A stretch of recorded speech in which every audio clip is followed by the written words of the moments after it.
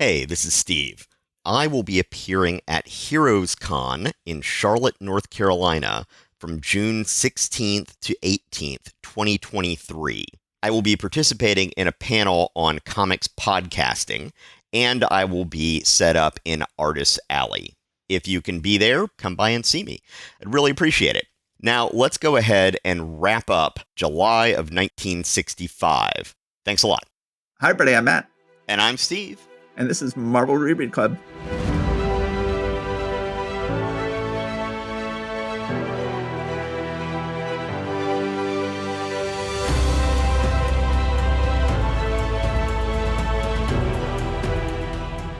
All right, Steve, welcome back. I was just a guest on a podcast of New Zealand self-published romance authors called the SPA Girls, SPA standing for self-published authors. They're like, hey, we have a guest, Matt Bird. And I said, welcome. And they're like, Matt has his own podcast, which is why he said welcome to us instead of us saying welcome to him. Yes, I often notice that you're inviting me to the podcast, which I am recording in my home. But welcome, Steve. Welcome. Thank you. Okay, but let's go ahead and do the second half of July 65. I will start us off with Tales of Suspense featuring Iron Man and Captain America number 67. And we've got a cover, looks like a nice curvy cover, with Iron Man fighting a lot of his biggest foes and also lamest foes on the cover. Yeah. And we have Captain America seemingly trying to assassinate the Supreme Command HQ Allied Expeditionary Forces in the bottom of the cover. So it looks like an exciting issue. We then begin this issue, and Count Nefaria has glammed up. He now wears double earrings. I don't believe he had double earrings last time he was around, did he? I don't think so. He looks entirely different. Iron Man, Werewolves and Villains, written by our roguish writer Stan Lee, penciled by our prankish penciler Don Heck, inked by our impish inker Mickey DeMeo, who is of course really Mike Esposito, lettered by our other letterer S. Frozen, and read by our rockin' reader you. Pepper is still distraught that Happy has left her, and Happy, we find out, is flown to Ireland to live with his grandfather. I would think Happy would be too old to have living grandparents. Iron Man is trying to make Pepper feel better, but can't. Pepper, at this point, has just openly despised Iron Man for quite some time, and I don't think that's going to change anytime soon. We then cut to newly glam rockified Count Nefaria. He's got a worldwide electro scanner, and he's able to see Iron Man in his headquarters charging up. And I'm like, okay, that seems like some really, really valuable technology that you could use with way greater effect than some of the other stuff you're doing in this issue. Excellent point. You could find everyone's secret identities. You could find out exactly. Anyway, yeah. He then sends Iron Man into a dream, and in the dream, he is fighting the Unicorn and the Crimson Dynamo, even though the Crimson Dynamo is dead. And then Iron Man wakes up, it's like, oh, that was a weird dream. And he then decides to fly to Shannon, Ireland, to try to get Happy back, and attaches himself to the roof of a jet to fly across the Atlantic. And as you pointed out when you posted this panel, it's, if you thought Spirit Airlines was bad, just imagine being... I'll magnetize myself to the steel exterior of this transoceanic jet until we approach Ireland. Not pleasant. Just buy a ticket, dude. And of course, planes have never been made of steel. They're made of aluminum, which is not magnetic. But, also, Iron Man's way too big there. I mean, it's like you got to think there's probably got to be at least an aisle and 2 seats on each side at the minimum. And he's sitting there pretty much straddling the entire thing. Anyway, one way or the other. It's a fun panel, though. It's a silly panel. Yes. Iron Man gets to Happy, who is with his humorously stereotypical old Irish grandfather with a gnarled cane. I believe that's called a shillelagh. A shillelagh in his stone hut. Oh, yes, it's a shillelagh. And then Iron Man suddenly goes back into a dream. This is sort of like the Beatles song, A Day in the Life. And then I fell back into a dream. Is once again fighting Crimson Dynamo, also fights Jack Frost, fights Gargantus, who he only fought very briefly once a long time ago. That was a poor choice. Yes, the giant robot caveman who he fought briefly in one of his very first appearances. Iron Man, of course, still thinks this is a dream the whole time. And so Count Nefaria is sort of counting on the fact that Iron Man will eventually go like, oh, this is just a dream. It doesn't matter if I die. And then he'll kill him, even though it is a dream. This is all very unclear. Like, it is a dream, but there seemed to be going on the kid logic here of if you die in your dream, you die in real life. Yes. And seemingly banking on the fact that Iron Man will not care if he dies in the dream, even though Count Nefaria is also assuming that if you die in your dream, you die in real life, which presumably, if that's true in this world, Iron Man would also know. It's all very unclear. And but then Iron Man just goes and said, like, well, I don't care if this is a dream or not. I'm still going to defeat everybody. And he does. And Count Nefaria is so upset that then his whole thing short circuits and blows him up. I hate these. If Stanley and his artists are going to be telling half issue stories, they have to give us a full story. And we've had so many issues at this point where it's like some villain is trying to affect me using a machine from far away, and I will defeat whatever the secondary effect of this machine is and never even know the villain exists. And I'll defeat the villain anyway because the machine's just going to blow up in his face. And it's so lame. We've had so many of these stories. At least put Iron Man and the villain together. This is a god-awful story. Anyway, well, Iron Man finds that Pepper has called Happy and convinced Happy to come home. So then Iron Man's like, oh, how about that? Pepper did my job for me while I took a nap. That was the easiest errand I ever undertook. But he doesn't know that he's blown up Count Nefaria and it wasn't all just a dream. A god-awful issue. Yeah, no, this is not Iron Man's strongest issue. One panel that jumped out at me was on the final page of the story, panel 3.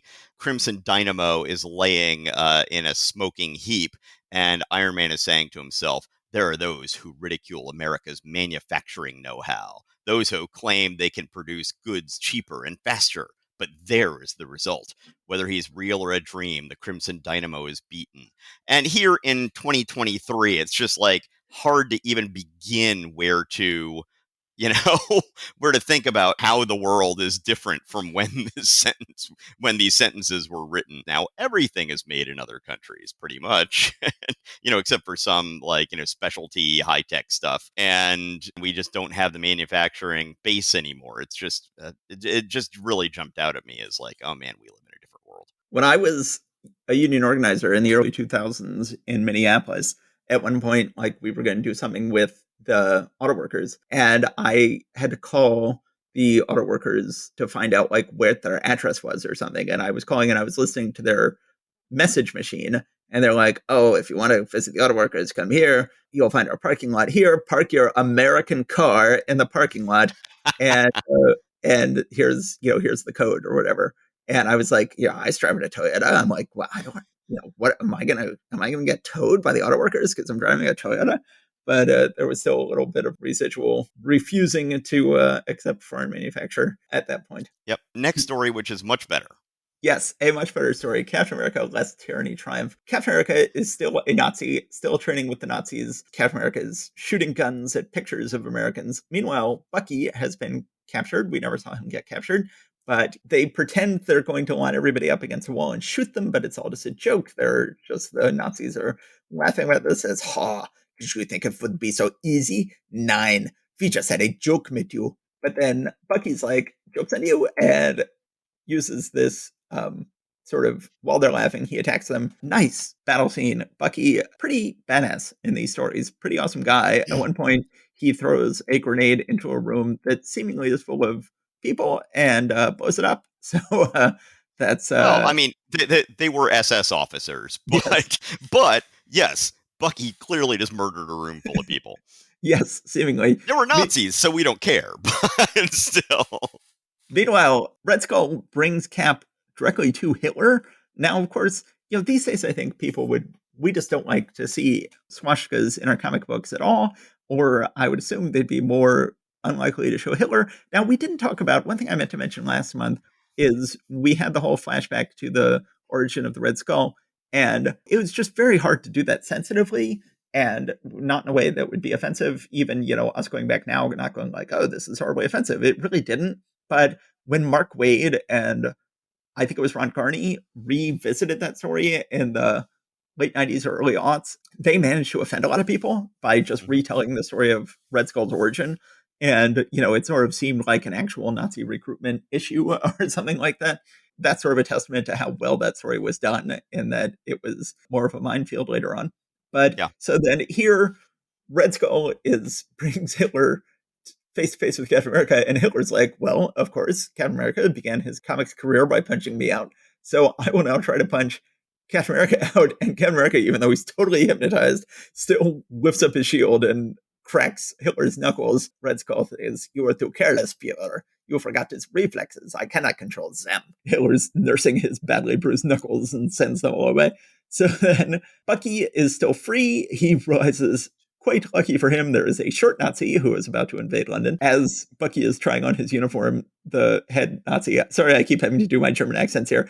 The head Nazi says, "Wait, someone is missing. It is Schultz. Where is that undersized Dummkopf?" So clearly he is the short member of the platoon, so Bucky is able to take his place. Then Bucky is with Cap. Cap still doesn't recognize Bucky when they all invade London, parachute into London. Bucky is unable to stop Cap. Cap and a bunch of Nazis go to, presumably this is supposed to be Eisenhower's office or something like that, the Yeah. head of the American Expeditionary Force. And Cap then wants to shoot him, but says, "I cannot, something is stopping me, I can't." But then the Nazi grabs his gun and forces him to fire, and Cap seemingly shoots Eisenhower, and then the issue ends on a cliffhanger. So Yeah. this is a fantastic issue. Gorgeous art. Frank Ray inking Jack Kirby. And I absolutely love Frank Ray, who is actually Frank Giacoya. I actually love Giacoya's inks on Kirby. I love even Brainwash Cap breaking Hitler's knuckles. And I love badass Bucky kicking a lot of ass. And I love the cliffhanger. Yeah. Yeah. This is I can't argue with anything there. This is a good story. It's once again, well worth the 12 cents you paid, even if the first half of the book was trash. Yeah. And then it ends with saying, "How about that? Old Shellhead finally had a happy ending for once." I just read the ending of the Captain America story and it's like, "Oh, finally a happy ending for once." I'm like, "What? That's a happy ending?" Oh no, it says Old Shellhead finally had a happy ending for once. As for Cap, he's only happy when he's in trouble, so he's probably laughing like mad right now. So there was one letter. This one we did have the letters page in Marvel Unlimited, and there's one letter that sort of jumped out at me just because I feel it sort of reflects kind of what we're doing here. It's from a college student from Amherst College. It says, "Dear Stan, Don, and Jack, you guys are artists. I believe in all your characters, especially Captain America. Who boy, he's just great. Oh, I wish he had a whole magazine to himself.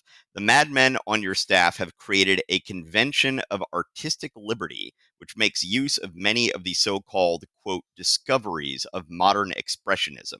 You are not held to the narrow limits of the official art world, and as a consequence, you produce a consistent body of remarkable work that creates its own artistic and literary forms within the framework of a pure and living myth, and it embodies the most precise simulacrum of the spirit of American primitivism that can be found in any art today." Obviously, his supercilious fancy college phrasing aside, I think that's really sort of kind of the argument that we've tried to make many times on here, is that they are just able to have the freedom to do this crazy stuff, and it ends up being fantastic stuff. That is a beautiful letter. I'm so glad you found that and read it. I had not read that letter. That's a beautifully written letter. It's saying a lot of the same stuff we're saying. And it's amazing he could see that at the time. And so he says, "Nelson B. Richardson, Amherst College, Amherst, Mass." And they go, "We're not sure we dig what you're saying, Nels, but if it's a compliment, we're much obliged. And if it isn't, we won't worry about it. Who'd ever know?" So they're just making fun of him for using words like simulacrum. But this is a very well written letter. Okay, I guess the next one is my turn. Giant Man and the Incredible Hulk, Tales to Astonish. And this is, once again, a monumentous issue because it is the end of the Giant Man and Wonderful Wasp feature, which has had its ups and downs, but has recently been more down than up. So Oh God, it's been I'm so bad. yeah, I'm not going to miss it. It's picking up from a cliffhanger, but I'm going to go through the credits first. If you thought the first pitch of this story was a sizzler, wait until you catch this fastball from the bonus babies of the Marvel bullpen. Edited with perfect control by Stan Lee, written with all bases covered by Al Hartley. I'm going to come back to that in just a moment. Drawn with the impact of a line drive by Bob Powell, inked with the beauty of a three-bagger by John Giunta, and lettered with only a few errors by S. Rosen. So, Al Hartley, we have seen him once before in the Marvel superhero universe. Do you remember? Yes, he penciled a terrible issue of Thor. Yes, very terrible issue of Thor, but he does much better work on the girl books that they've got, Patsy and Millie. That's really what he's suited for. Really can't do superhero stuff, but he is writing this particular issue. Now, I did some Googling on him just to find a little bit more background. Do you know who his dad was? No. The famous Senator Hartley. Ah, what? Yes, Yes. as in the Taft-Hartley Act. Ah, Al Hartley is the son of the Right. the Hartley of Taft Hartley. Yes, he is. That's I'm I, amazing. I'm sure that Senator Hartley must have been really proud. He was really ashamed of his son Al, I'm sure. Anyway, yeah, no, I just found that absolutely stupefying. All right, to get right into it here, and let's try to take care of this pretty quickly. Giant Man is watching the Wasp being taken off by the now flying human top. Of course, as you pointed out last issue, she is probably going to get really, really motion sick doing this. Giant Man is trying to follow them. Apparently, the woods are very close to wherever they were in New York. He is suddenly, it looks like he's in the Jersey Wild Woods or something like that. Is that a thing? I don't know. I just made that up. Yeah, One or the were they supposed to be in Palisades where they sometimes live here? Yeah, how he ends up in the woods is very unclear. No, they were in their downtown offices there, right? Yeah. Anyway, one way or the other, it's ridiculous. So the human top is trying to take off Wasp's mask. She won't let him, and it becomes clear in this one, if it hadn't before, and it may have, that he is really into her and wants her to join him in his life of crime. She, of course, wants no part of it. We then see his grand plan, which is just utterly ridiculous. He has gotten this plot of land. He has steam shovels digging out a massive hole in which he's going to trap Giant Man. He's going to build sort of a Potemkin village on top of it, which will be flimsy. And then when he lures Giant Man to the spot, he will fall down into the pit and will win. And I'm just like, what? Well, but then eventually we find out there is a giant refrigerator down in the pit, which Right. isn't mentioned at first.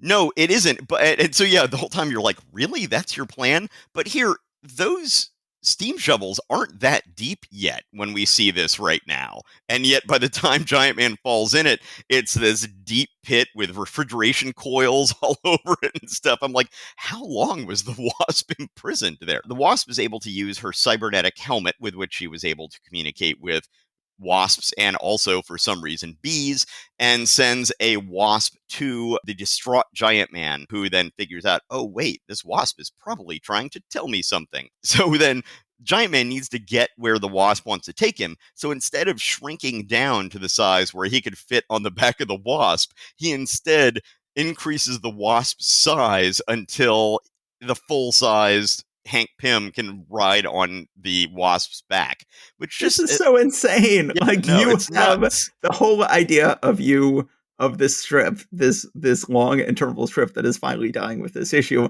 is that you can shrink. Like that was your original ability. If you need to ride a wasp, shrink down to the size of the wasp and ride the wasp. That is your original ability. Don't turn the wasp into a giant wasp that you can ride like a human riding a giant wasp. Like that's so like you You've truly, lost this the is a plot. book that has lost the plot. Well, and also they make it clear that it's like, oh, this could be traumatizing for the wasp, so he might try to sting me. It's just like, yeah, so don't do that. We get a nice little humorous aside with the neighbors who are across from Hank Pym's lab, seeing this giant wasp fly out with a Giant Man on it. The wasp takes Giant Man to the area where Wasp is being held. The human top is able to push Giant Man into this model village, and he falls down into the pit. There's then some kind of big metal sheet that then closes him in, and you can see there's a whole track that it follows on, and then you see the cooling coils along the walls. And I'm like, once again, I will point out we just saw steam shovels in this hole a few panels ago. So Yes. the wasp is somehow able to escape the human top and make it into the trapped room with Giant Man. He's like, "What are you doing? No!" And she's like, "If you're gonna die, I'm going down with you. Let's go ahead and face this together." So the refrigeration is super refrigeration, and it like flash freezes Giant Man. And so then the human top is like, "I've won. Now I'm going to turn his icy carcass into a statue for some reason. But then out jumps regular human-sized giant man and wasp. It turns out that as soon as he started freezing, he shrunk down within the icy shell and just waited to be able to break out. Which is kind of a cool visual. The giant frozen shell with then the tiny people sort of, we eventually, he shows them like inside the finger of the giant shell. And it's kind of a cool visual. Yes. They're not human sized, they're insect sized at this Oh, are they? Okay, maybe so. point. And they're hiding in the finger of the Giant shell. man size thing. Yeah. So anyway, they then are able to partially freeze the human top. Then at the very end, Giant Man says, any man of courage is willing to fight for right and for the woman he loves, but no man has the right to live so dangerously that the woman at his side is constantly in peril. From this moment on, honey, I promise you, things will be different.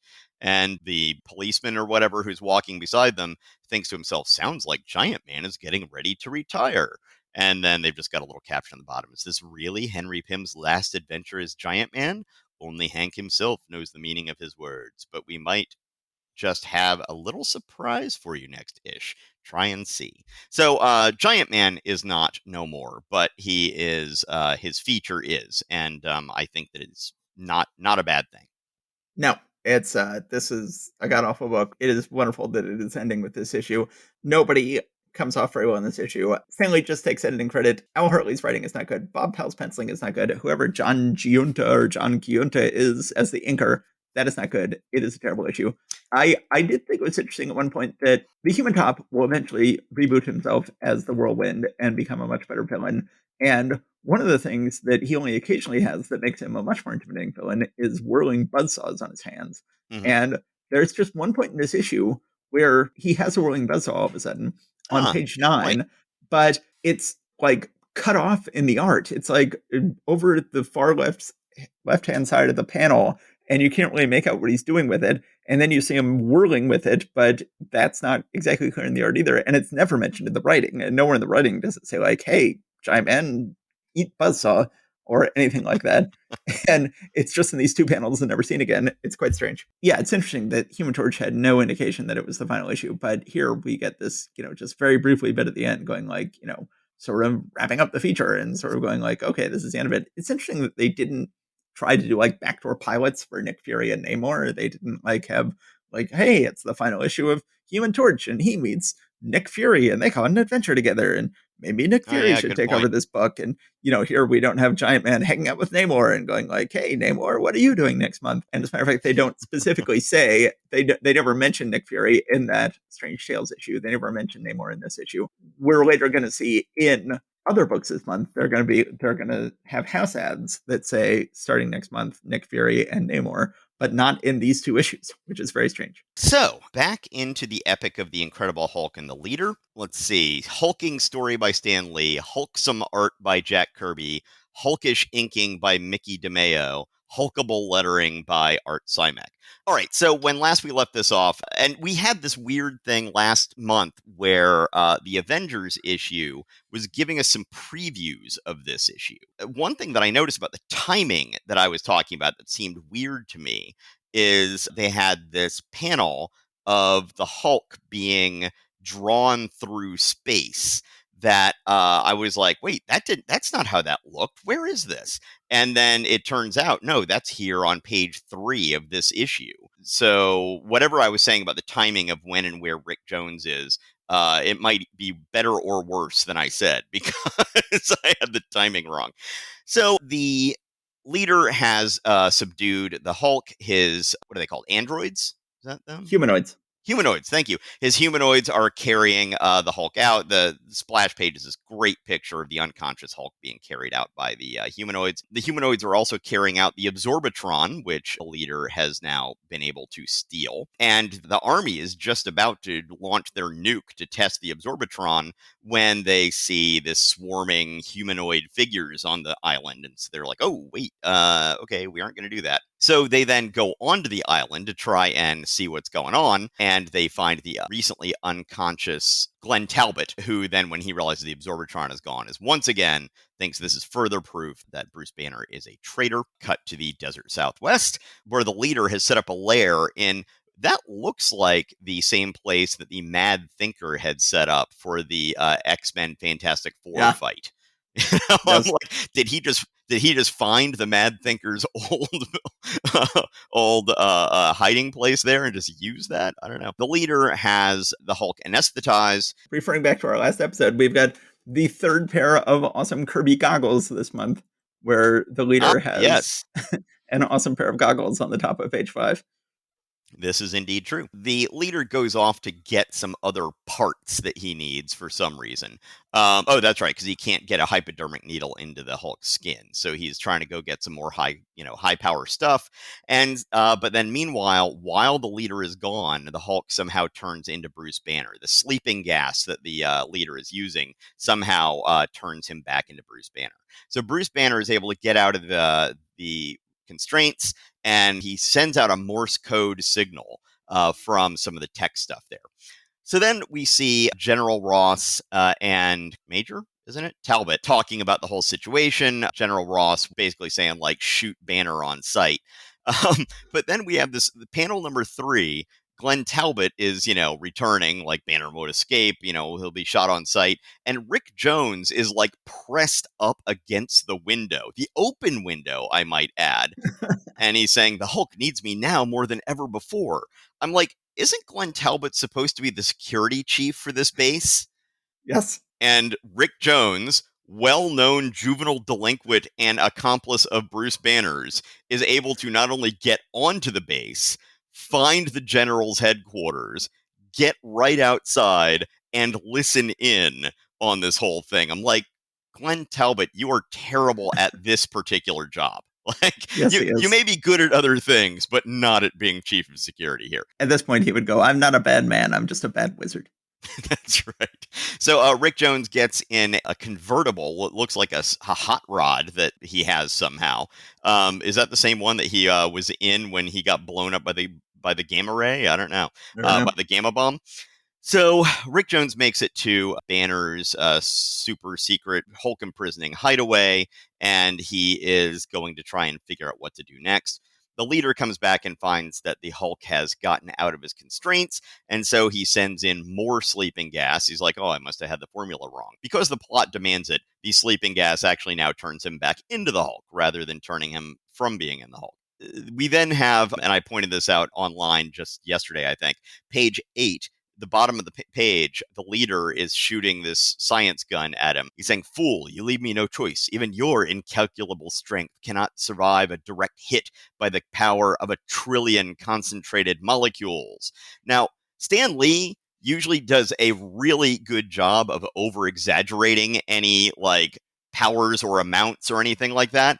He really underhit the mark on this one. I was like, wait a minute, let me think. Avogadro's number, a mole, yada, yada, yada. I went and looked it up, and 18 grams of water is almost a trillion molecules. So if he had 1,000,000,000,000 more than he's bragging about right now, he would be approaching a squirt gun. So, but I know kids, this isn't science. I get it, but I just, I was just like, oh, wait a minute. Okay, so the Hulk at some, they always have this thing about how much of Banner's brain is in the background, guiding what he does, and in this case, Banner's brain in his deep unconscious lets the Hulk know that he must destroy the Absorbitron rather than let it fall into the leader's hands. So he does so. The leader has a little rocket sled underground that he takes to get away. And then the soldiers are showing up in there and they see the Hulk and start shooting. We then see that Rick Jones has somehow gotten in there as well. He's running away from the soldiers and he gets to Banner just in time to find out that he has been shot. And Glenn Talbot says, gentlemen, the traitor is dead. And Rick Jones looks shocked and horrified. And the blurb down at the bottom says, no, our series is not over. Don't miss the startling developments which await you next issue. And as you said, the whole thing about him seemingly being dead was spoiled in last month's issue of Avengers. Well, yeah, so this issue has a cover date a month after our last issue's Avengers, but there are several whole panels in this issue that were swiped by that issue of Avengers. Yes. Or maybe this issue is imitating the Avengers issue. I don't know, but clearly either these cover dates are wrong or there's a whole crazy thing going on here because this issue was entirely spoiled by last month's Avengers, which seemingly had several of the same panels. So I do not have the level of Marvel expertise needed to solve this conundrum. I can only sit here and gawk and say something strange is afoot, and I don't know what it is. Yeah. You can tell that something is happening here, and you don't know what it is, do you, Mr. Jones? So this is a good issue. Mickey DeMeo, Mike Esposito doing a good job on Kirby Inks. I always love the leader. I love to see the leader having it out with the Hulk for really the first time where they're in the same location. I do consider it funny in these things where it's like, we can't let the communists get hold of the Observatron that protects people from nuclear bombs. Like, we need to be raining death on the communists. We don't want them to be able to protect themselves. Like, I, for one, wish that the Soviets did have an Observatron and that the whole world was a little safer. But I guess at the time, the idea of the world being safer was horrific. Well, the whole thing is if one side had it and the other didn't, then the one who had it could then, rain down nuclear death on the other with impunity. They're saying that if America had it stolen from them and then didn't have it anymore, and Russia was able to make multiples of these and put them all over Russia, then that means they would no longer have the mutually assured destruction constraint. So that's the way I read it. Yes, I understand that, but I'm Yeah. like, good, give everybody an Observatron and we can get past the whole nuclear era. But Yes. I guess at the time it was still considered to be a good thing. It's funny that they do have to tell us at the end that, like, so Bruce Banner is dead. And they're like, wait, unlike Human Torch and Giant Man, we don't mean it. Human Torch and Giant Man aren't going to be back next month. But don't worry, guys. The Hulk, this is just a phony fake out cliffhanger. He'll be back next month. Don't worry. Yep. Okay, so why don't you tell me about the X-Men this month? We start off with some sad news, which then seems to be very happy news, and then turns out to actually be sad news, as we originally suspected. There's one thing we love to do on this show. It's quote old Simpsons episodes, and it's like, Kirby is gone. That's bad. Alex Toth has replaced him. That's good. Vince Coletta is inking Alex Toth. That's bad. And more importantly, Alex Toth just sucks. Alex Toth is one of the all-time great comic book pencilers, although he penciled and inked very few comics, but his run on Zorro is legendary. Yes. His run on Torpedo is great. He has done several great comics over the years, but this ain't one of them. Somewhere squeezed between Kirby and Coletta, whatever contribution he might have made to this issue is completely lost. And it is a terrible looking issue. We have two of the all-time greats here, Kirby and Toth, but Coletta is defeating them both, seemingly. And by the way, I don't know if this is correct or not, but I have been told that his name is pronounced Toth. But I don't know. It's Hungarian, apparently. Okay. Toth. I will say Toth. But right away, this first page, like, every figure looks weird and ugly. Like, it's unclear exactly what they're doing. Like, what is Cyclops doing on this first page? What is he? What are each of his hands in the middle of doing? We've got Professor X Cerebro is really going off and freaking everybody the hell out. Cerebro has never been screaming at them like this before. And everybody is seemingly engaged in kabuki hand motions inspired by Cerebro going off. Professor X is like, the scariest mutant that's ever come to us is coming to us.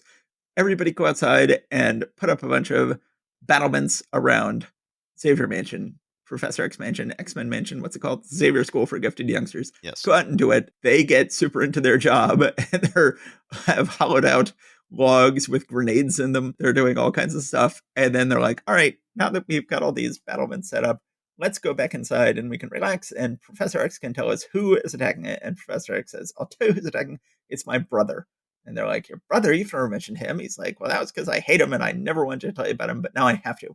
So then we get to this. For the first time, we have Professor Xavier's origin. Again, as they hinted in the first issue, that his parents were involved in an atomic blast in Alamogordo, New Mexico, when we now see Xavier at the time is like seemingly 8 years old or so. Well, yeah, the first blast went off in Alamogordo, New Mexico in 1945. This comic book is coming out in 1965. So if Xavier was 8 at the time, he is now 28.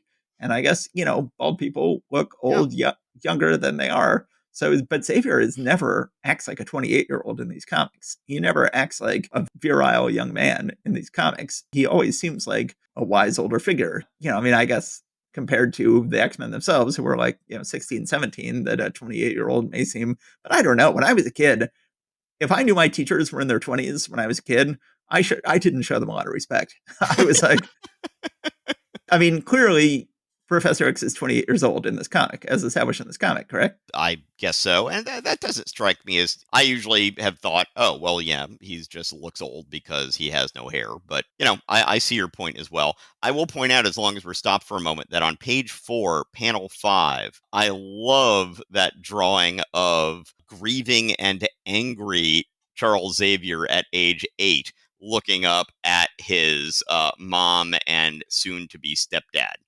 Yes. Just with the blonde curly hair. As a matter of fact, that's one of the few places I can really see what looks probably like Toth influence on this. That face. Maybe a little bit. You just think it looks like a Hanna-Barbera cartoon character. Toth did a lot of the character design for the Hanna-Barbera cartoons. And you know that the stepfather is going to be evil because he's got a beard. Yeah. And he's sort of balding and he's got a mustache and goatee. And yes, he is clearly a bad guy. So then we find out that Xavier's father has died in one of these nuclear blasts, which of course never actually happened. That he never had anybody actually die in a blast. And then he suspects that his father's nuclear research partner set it up so that he would die and then wanted to swoop in and marry Xavier's mom. And that's exactly what happens. This guy takes over the house, quickly starts mistreating Xavier and his mom. And then things get even worse when the guy's other son shows up. The Juggernaut is in no way a blood relation of Xavier's. He is not a half-brother. He is just a stepbrother with completely different parents. And shows up, instantly starts beating the crap out of Xavier. He's a terrible guy, big redheaded guy. So then suddenly Xavier stops telling the story long enough for the whole house starts shaking, and whoever is coming starts breaking through their defenses. And they're like, should we go attack him now? And Xavier's like, nope, let me tell you some more of the story. He's like, no, story time. I will finish my story if we all die in the rubble. Story time. So we see Xavier's stepdad fighting with his stepbrother. There's a big explosion. The stepdad dies. Juggernaut is still coming. They're still worried about it, but he's still telling stories from the past. He apparently became a big football star in college because he could read other people's minds. I'm not sure how much reading other people's minds would necessarily help you become a football star if you're not like a big, strong guy. But anyway, it does. And then he also becomes a track star. Again, I'm not sure how much having mental powers would help you become a track star. But he thinks this will be my last race. It's too easy for a mutant to defeat a normal man. Like, right. You've got mental powers, dude. This is kind of like when the human top was first introduced, and it's like, so I became a speed skater because I can spin around so much. And it's like, what? Yes, very strange. How reading minds would help you become a sprinter, I have no idea. He has huge trophy shelf. He's a very big deal. But then he gets in a big fist fight with his stepbrother, who is busting up his trophies. We then get a bizarre bit where he's telling a different flashback about a different time. You would think that fight would be like they showed things coming to blows between them. You would think that would be the moment where things came to blows. But no, we then get to another time, seemingly years later, when Marco is driving Xavier to college. They go careening off a cliff in their car, and they're like, oh, is that when you lost the use of your legs? Which has never been explained. He's like, no, don't you remember I told you in another issue that Lucifer did that, and I never explained that, and I'm not going to explain it here, and I'm not going to explain what happened when we went over the cliff. And I'm like, okay, why is that even in here then? Right. But then Juggernaut is continuing to approach. He is getting through more of their battlements, and yet Xavier still insists on telling them more stories about the past. They are now both fighting in Korea together. I'm not sure that two stepbrothers who hate each other would have ended up fighting in Korea together, but they are. And then this is a similar story to this month's Thor, where they find a temple. And then we get this sort of bizarre crossover with Doctor Strange, where they find the sacred lost temple of Cyttorak. And Doctor Strange frequently mentions the crimson bands of Cyttorak or Kyttorak or whatever it would be. And then they find the Rubio Cyttorak here. Whoever touches this gem shall possess the power of the crimson bands of Cyttorak.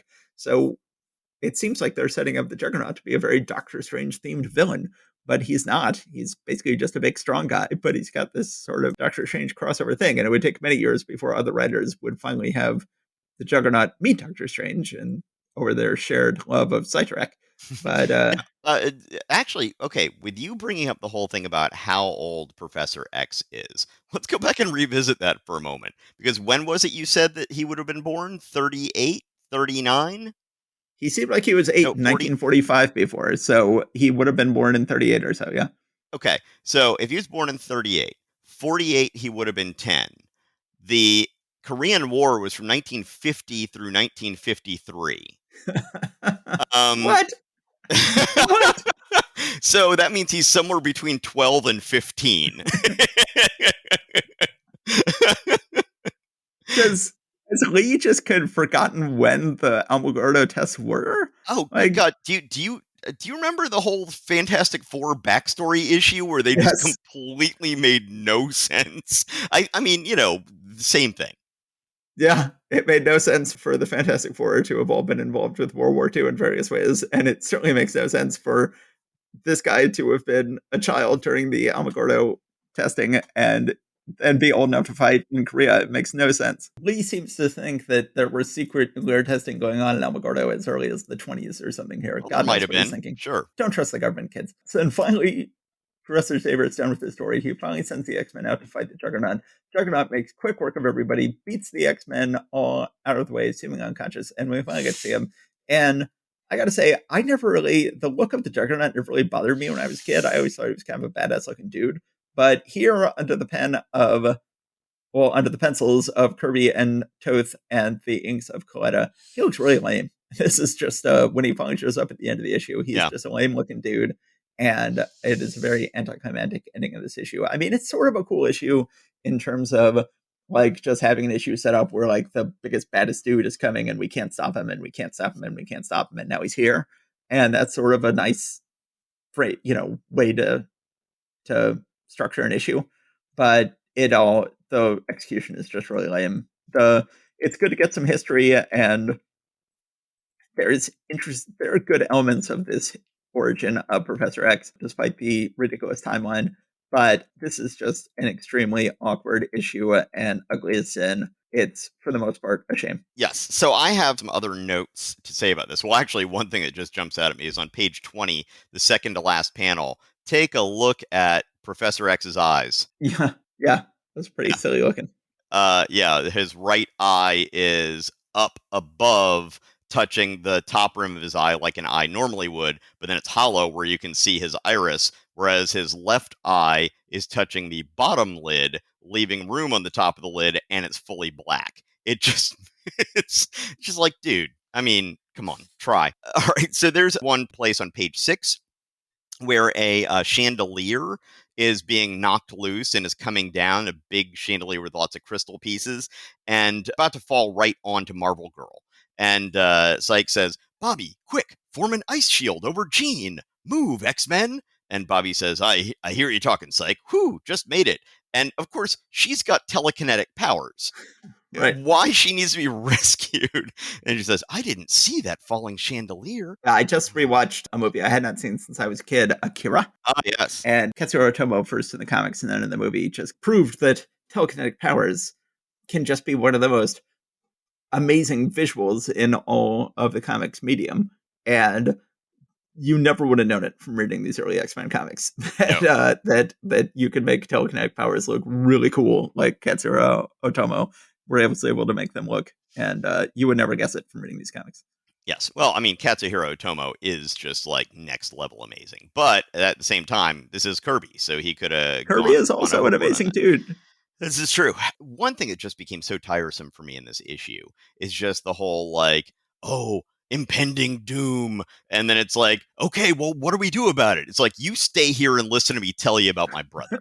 And Yeah. it's like, okay. And then it's like, oh my God, he's gotten through the next thing. Shall we go get him? It's like, story time. Yeah. Anyway, so a couple different things. No, there's still time for me to tell you more about how it began. And then a separate time. Now, all we need is more time for me to tell you the whole story. And, yeah. Oh, yeah. So on page 17, last panel on that page, Angel says, careful, you two. I've just had my wings curried. Curried. As in, you took some chicken wings and you put them in curry sauce. Is that another definition for curry that I've never heard? I have absolutely no idea what this means. Well, once again, I just whenever I see vocabulary or slang used in a way that I've never seen before in these things, I'm always a little fascinated by that. Okay, so yes, a really disappointing tease of an issue there, unfortunately. But Juggernaut will go on to be a long-standing and formidable villain, but yeah, not my cup of tea. I say at one point, it's like I said, this sort of brief interlude where they get in a car wreck together, which has nothing to do with anything. And I'm like, I get the feeling that that was Kirby going like, "Oh, I'm telling the origin of Professor X. I have to explain how he lost the use of his legs." And then Lee in the dialogue had to go like, "No, we've explained before that has to do with Lucifer, and we haven't told that story yet. So no, I was fine." and, That, well, and then, that's exactly how I read it, except then going back through it again, I realized, but it was after that that he was in Korea. yeah, you're right. It makes no sense. None whatsoever. Oh well. Oh well, indeed. Like I said, this whole issue is an oh well.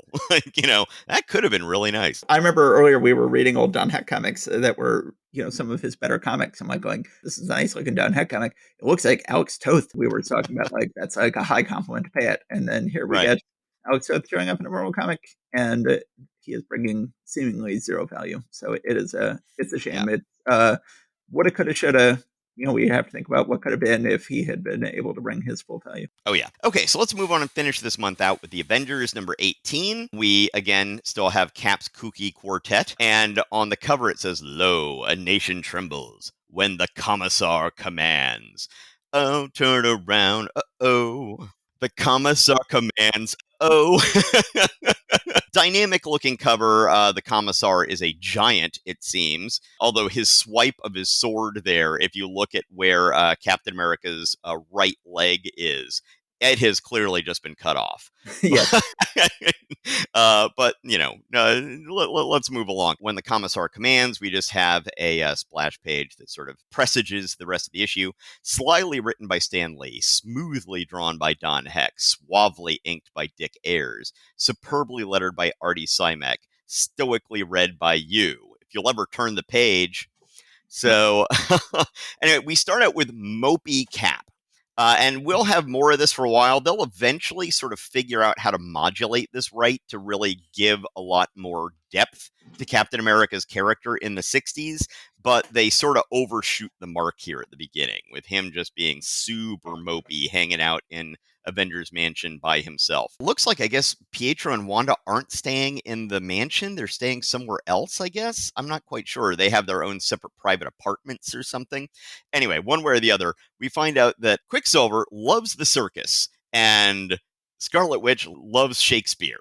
And so they each want to take the other one to their thing, and then neither one wants to go to their other thing. So they just go to their own things. And Pietro is a really simple guy. On page 3, at one point, he's watching the circus and says, "If only that could be me upon that trapeze." I'm like, dude, you're a superhero who can run like as fast as sound or something like that. Why do you need a trapeze for excitement? you know? I did find But myself wondering, like, wait, if he had bought a ticket for himself and wanted to go to the circus, and then Wanda said, "No, I'm not going to go because I'm going to go to the theater," like, why doesn't Pietro have an empty seat next to him? But I guess he was a nice guy, and he just noticed people wandering around outside going, "I need one ticket," and he was like, "I've got the ticket for you," and handed it to him. or it's just I just assumed it was general seating. But Oh, could be. so anyway, there's a trapeze accident, and one of the trapeze guys is about to fall to his death, and Pietro zooms out really quick and saves him, but is so fast that nobody sees who it was. It's like, so oh good, my secret identity is still good, even though I've got the exact same distinctive hair as Quicksilver, and Quicksilver just showed up out of nowhere. So another thing that doesn't make much sense to me is we then see Clint Barton working on new high-tech arrows. He apparently has been able to create an anti-grav arrow that sends a safe rocketing through the roof of this building, or it's either the roof or the wall, but heading upwards. And he's just looking out into the city like, all right, that's awesome. I was able to hurl that safe. And it's like, so is this thing gonna be anti-grav forever? or is that coming down somewhere?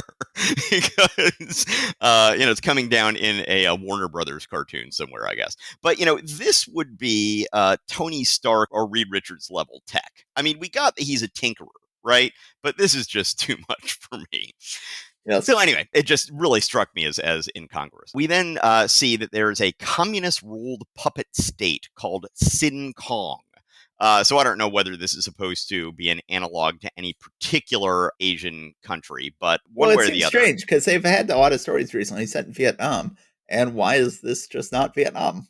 I would think this would, because obviously Sin Kong is supposed to sound like Viet Cong, and obviously it's sort of like, again, there was this idea that we've talked about in previous episodes that there was this idea that, like, oh, the Viet Cong are just puppets of the Red Chinese, and like the whole notion that the Red Chinese and the Viet Cong actually hated each other was something that America was just like, we refuse to hear that. La la la la la. We're sticking our fingers in our ears because we are imagining that we are fighting a proxy battle against the Red Chinese as we fight in Vietnam, and are completely incapable of grasping that actually they hate each other and they're going to go to war as soon as we leave. So obviously Sin Kong, Sin as in Sino, Kong as in Viet Cong. I don't know why this whole issue isn't just set in Vietnam.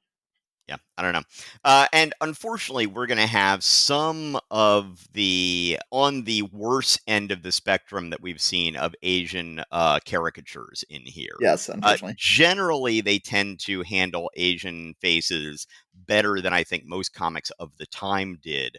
Once again, saying this as a white American dude, but in my humble opinion. But yeah, here you've got like sort of the bucktooth looking thing on the top of page 5. The commissar's eyes are going to be all looking.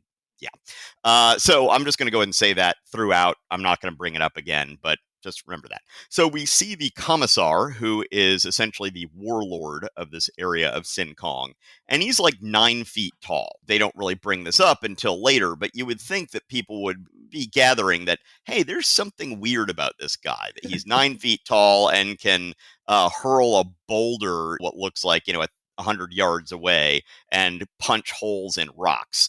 But they just basically are treating him like a god, an angry, vengeful god that they have to worship or else face his wrath. So he wants to defeat the Avengers. So he sets a trap. So he sends out a distress signal from the freedom-loving underground in Sin Kong, who is trying to overthrow the evil communist rulers. And it's funny, at one point here, Cap says, I thought Sin Kong was communist controlled, but if an underground freedom movement exists. So I guess the thought here is that apparently in Sin Kong, we had no idea that there was any unrest from communist rule, that, that they just had a firm hand. So Captain America is like, hey, if I do this, instead of, oh, I'm going to go and fight for freedom, he's like, ooh, if I do well here, then maybe Nick Fury will like me. Really, guys? Just So, bizarre. yeah, absolutely. So Captain America hits the Avengers Assemble like emergency button. Pietro and Wanda both have to leave their performances, and they all show up there. And he's like, "Oh yeah, I got a distress call from halfway around the world, so I don't know much else about that, but let's go." Like, dude, I left the circus for this. I walked out on my Shakespeare for this. What are you talking about? Well, I thought it was funny also when Wanda was at Shakespeare, like she's thinking like, "Oh, I really wish I could become an actress. All my life, I've dreamed of being an Yeah. actress. How I love the theater." Like, and this is also with Sue. Like, Sue has this sort of half-hearted desire to be an actress. I think Stanley just thinks that, oh, all women secretly want to be actresses, so I'll give all my female characters that secret ambition. I'm not sure that's true. I'm not sure how much women wish they were actresses, but that's in Stanley's mind, that's a common thing. Yes. So the Avengers land, and they're like, wait, things seem weird here. It looks like the communist government was expecting us here. Something's fishy. Something's up. I don't know. But one thing I will point out is that Hawkeye says, I don't like guns pointed at me, especially commie guns. I'm like, you have turned traitor to the U.S. for commies at least twice now. Yes.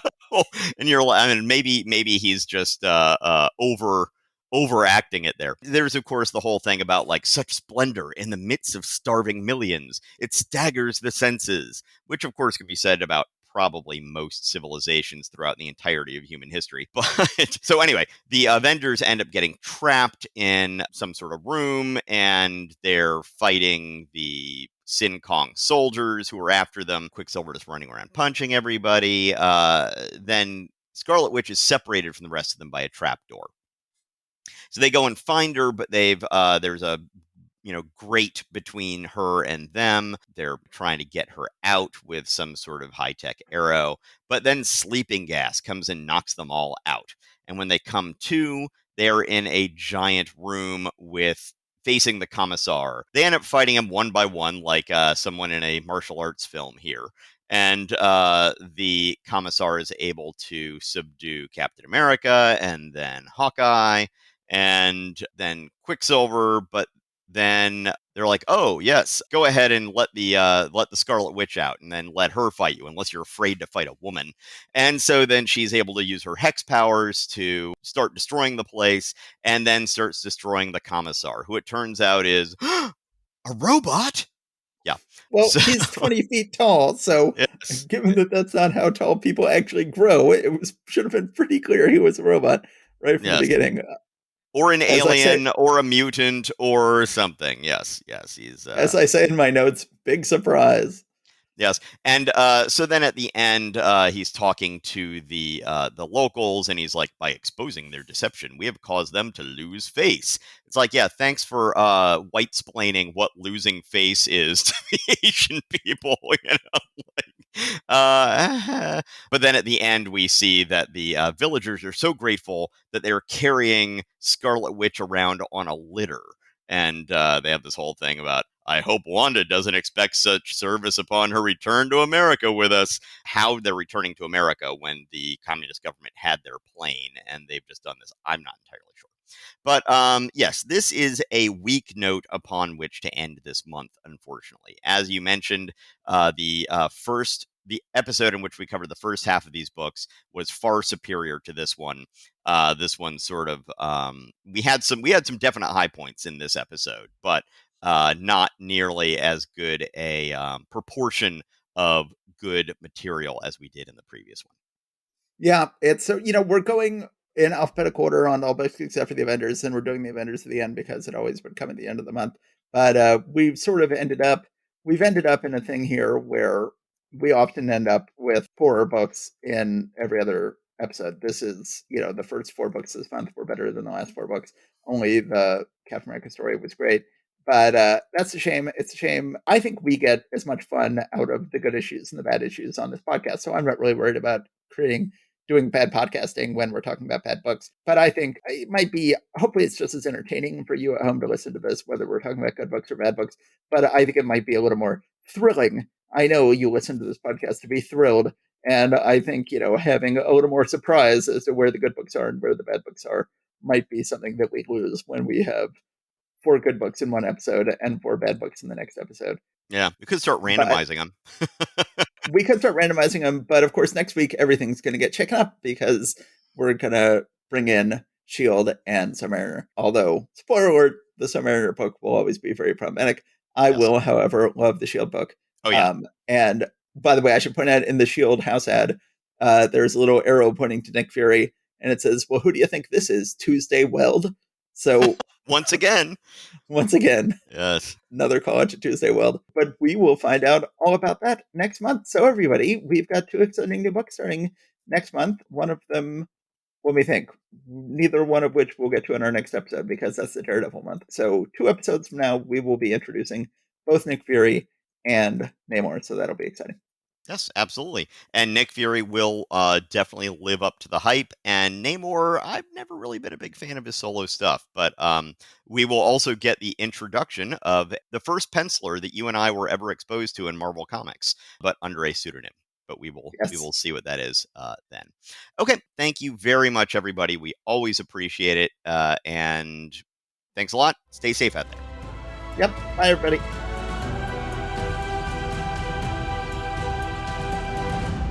Thanks for listening to Marvel Reread Club. Please subscribe to us wherever you get your podcasts. Your reviews and ratings are a great help and always appreciated. We love hearing from you. Go to MarvelRereadClub.com to find notes and join the discussion about this episode. We're also on Facebook and Instagram. See you next time.